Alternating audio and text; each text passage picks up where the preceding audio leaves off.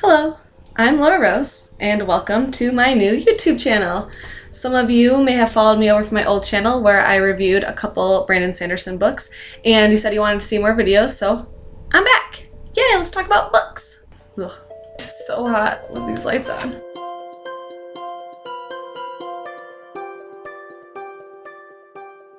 Today I'm going to be reviewing Mistborn, The Final Empire by Brandon Sanderson, which is a fantasy book for all ages. I would classify it as young adult because it's definitely age appropriate for everyone, but obviously it's an awesome book and you should read it no matter how old or young you are because books are cool.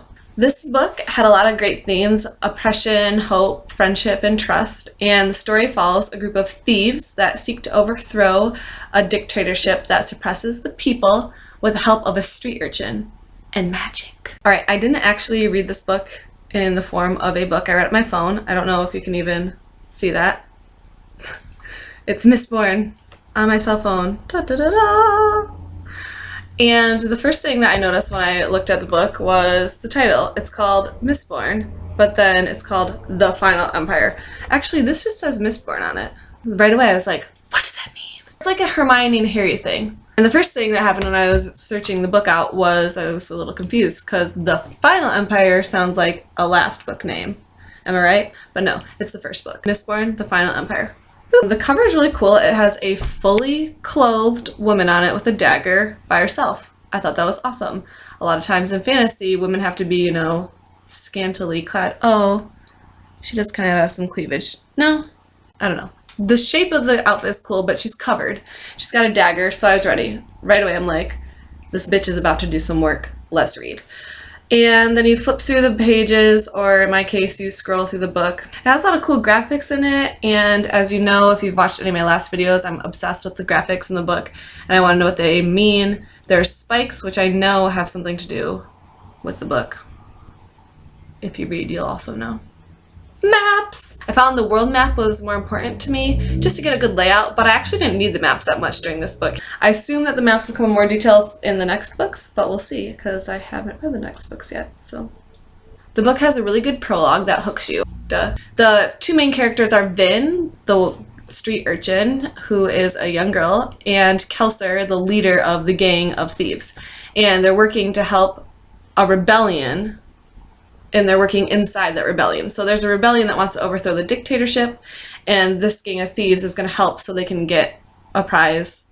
They can steal some goods while they're helping. And that's basically the whole premise of the book. We're watching them do that. So it's pretty cool because you get to drag in a lot of different characters and have a lot of different magic. And it's like when you watch Ocean's 11. I'm sure there's a better example. But, he goes to this person, this person, this person. Together they form a band. That's what's on my brain right now. There is a lot of adventure and mystery in this book. They're a group of thieves, so there's a lot of danger and intrigue as well. It's all operating in the underground. They're outlaws, so they have to operate in secret and mystery, and that gives the characters a lot of high stakes that they have to work against. Everybody has a bunch of different disguises and characters, so it's really interesting because you have your main character and then kind of the personas that they give off to accomplish their goals. I like that the book focuses a lot on friendship. There's not a big romantic arc in the story. It does give you a little romance, which is something that you always want. I think that if I'm reading a fantasy book and there's no sort of good romantic connection there at all, even just like a minor one, I feel like it's missing something. That's how real life works, right? If you are fighting a battle or joining an army, or you're trying to overthrow Voldemort, eventually some sort of romantic connection is going to form.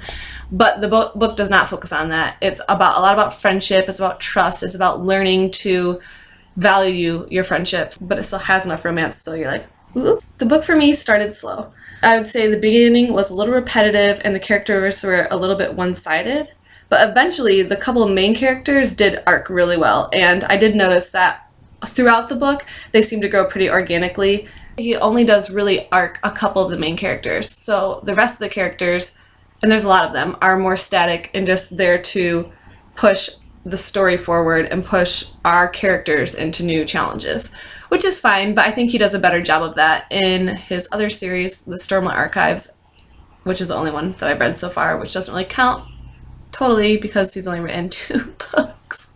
My favorite part of this book is how dark it was, literally and figuratively. Dark, literally, because there are volcanoes, ash mounts, which are volcanoes, but when you're a fantasy writer, you can just call them ash mounts, that spew ash and they block out the sky. The sky will be beet red or ash black, and it colors everything in the city, and the walls dark, it stains them. There's a pile of grime in the streets that has to be cleared out. It just creates this really depressing feeling, you know, there's not color, there's not light, there's not greenery, nothing grows. So you feel dark just from the settings that he describes. And then also the themes are oppression, slavery, he mentions rape, religious oppression, and a lot of it is about how the people have to either lie, steal, cheat, or be sneaky, whether they're in the government, whether they're a thief, whether they're just a normal person, just to get by.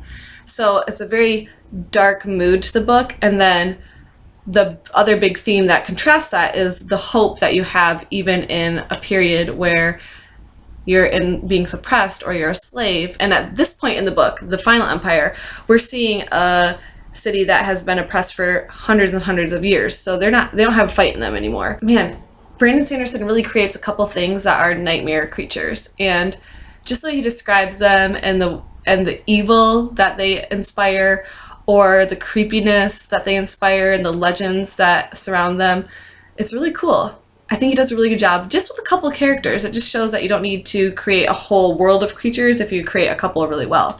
My least favorite part was the lack of women in the story.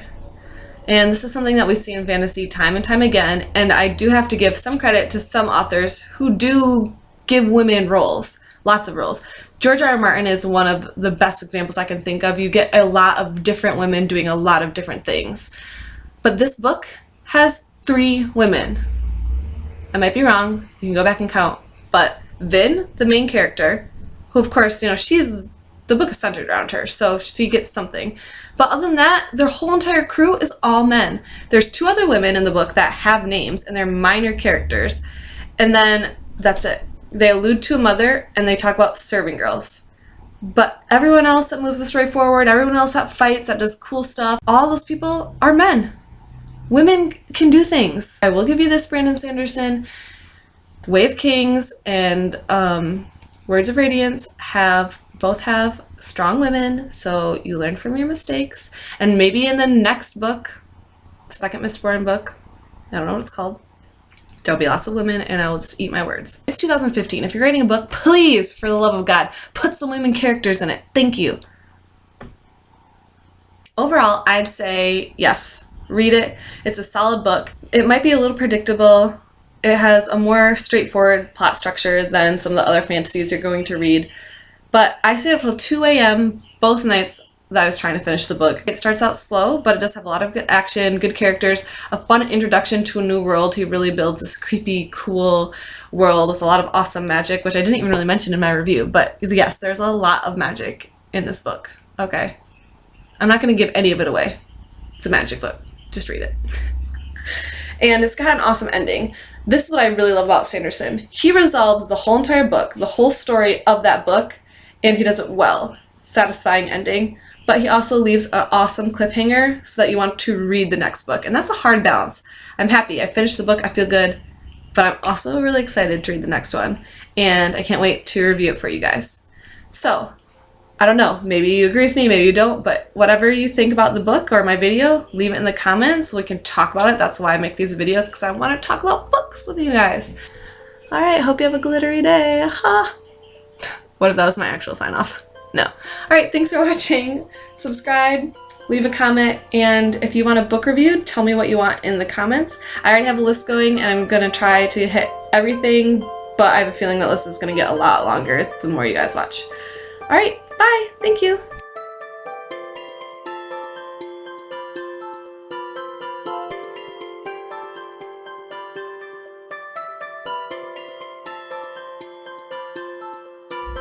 I live on a college campus, so people go by blasting their music. Are you done, sir? Don't play with your hair! It's my main thing for my main note to myself. Stop. I might edit this whole part of the video out.